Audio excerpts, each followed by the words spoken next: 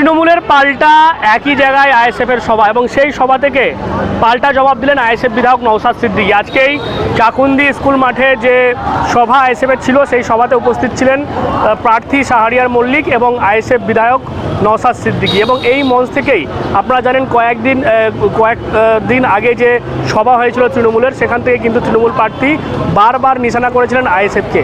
কখনো তিনি বলেছিলেন আইএসএফকে ভোট দেওয়া মানে বিজেপিকে ভোট দেওয়া, কখনো তিনি টাকা নিয়ে আইএসএফের প্রার্থী দেওয়ার অভিযোগ করেছিলেন। এবং সেই উত্তরেই কিন্তু আজকে দেখা গেল আইএসএফ বিধায়ক নওশাদ সিদ্দিকী তিনি পাল্টা চ্যালেঞ্জ করলেন যে টাকা নিয়ে যদি প্রার্থী আইএসএফ দিয়ে থাকে তাহলে তার কত টাকা নিয়েছে একটা ফিগার তাহলে বলতে বলুন।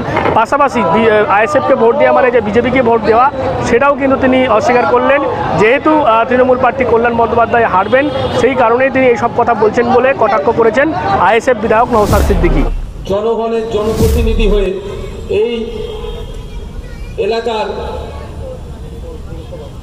পৌরসভার যিনি পৌর মাথা বলা হয় যাকে, তিনি নাকি হুমকি দিয়েছেন আসবে লোককে দেখে নেবে বা আমাকে দেখে নেবে। তার উদ্দেশ্যে বলছি, আপনি তো একটা সামান্য পৌরসভার দায়িত্বে আছেন, আপনার নেত্রী সারা পশ্চিমবাংলার দায়িত্বে আছে।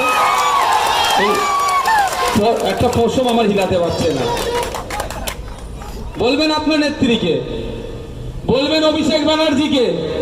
নওশাদ সিদ্দিকী এখানে এসে বলে গেছে পারলে আমাকে যা করার করে নিতে, সামান্য নেত্রী আমি ভয়। তারপরেও এখানে যে হাজার খানেক মানুষ উপস্থিত হয়েছে, খবর পেলাম নিলাম অনেককে হুমকি ভাই পেছনে যারা বসে আছে তোমরা সামনে এসে দাঁড়িয়ে যাচ্ছ, পিছিয়ে যাও না, বসার জায়গা আছে না একটু পিছিয়ে যাও। পেছনে যারা চেয়ার নিয়ে বসে আছে তাদের অসুবিধা হচ্ছে। অনেক হুমকি চুমকি দিয়েছে, অনেকে এসে পৌঁছাতে পারেনি বা অনেকে এসে চায়ের দোকানে বসে আছে, তাদের মুখ যদি দেখে হয়তো তৃণমূলের বন্ধুরা তাদের আক্রমণ করতে পারে। যে যেখানে আছেন আমি গুটি কয়েক কথা বলবো। আপনারা ভোট দিয়েছেন বলে আজকে আক্রমণ করছে। ভোট না দিলে দেখুন 34 বছরের বামেদের কথা, 25 বছরের কংগ্রেসের কথা দেখুন, তারা আর কেউ আক্রমণ করছে না, কারণ আপনার ভোট ছাড়া পায়নি বলে।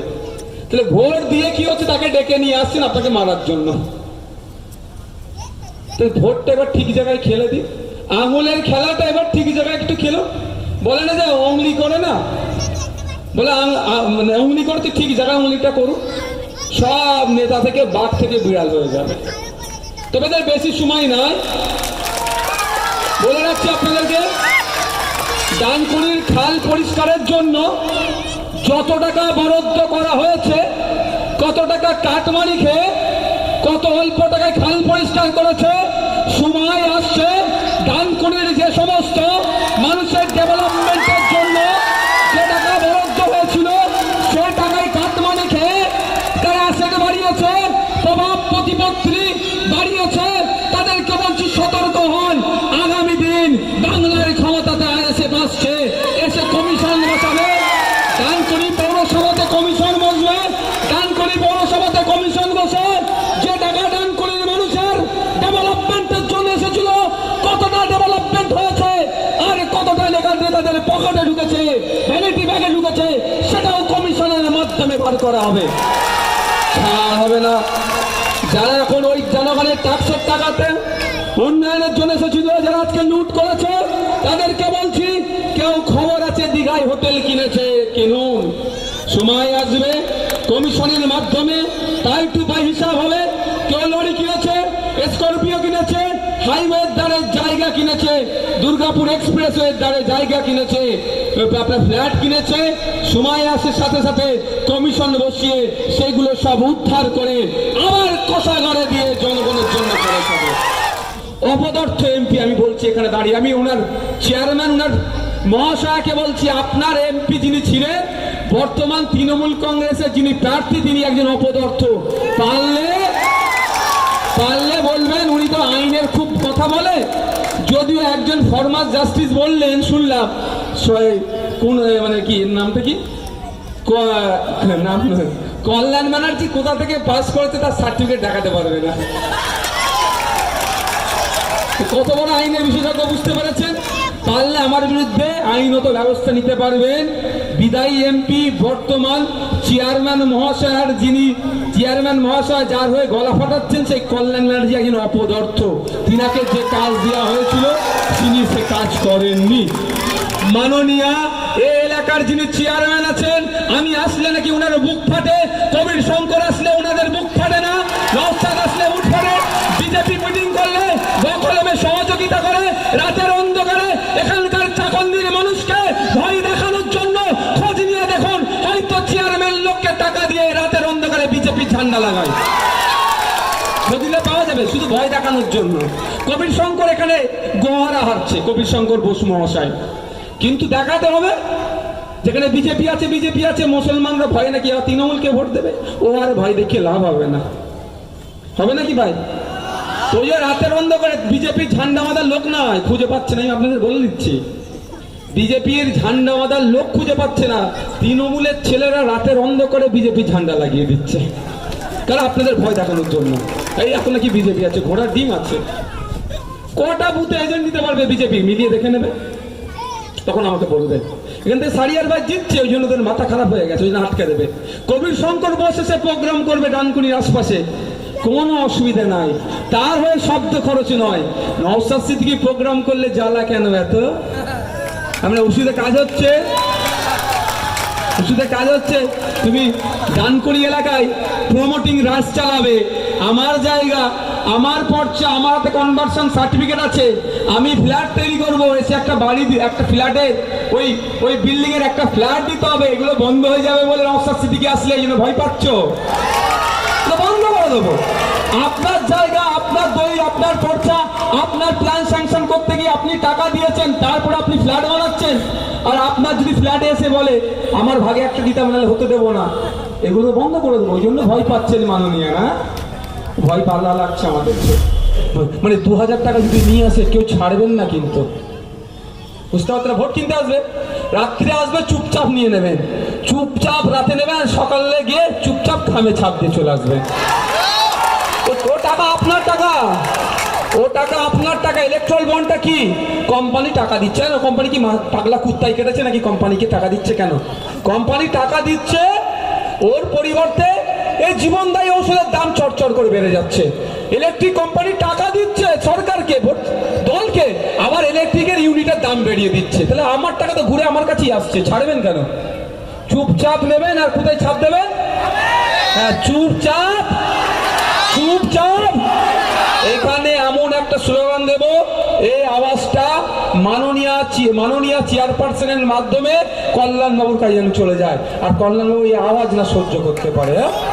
চুপচাপ চুপচাপ চুপচাপ।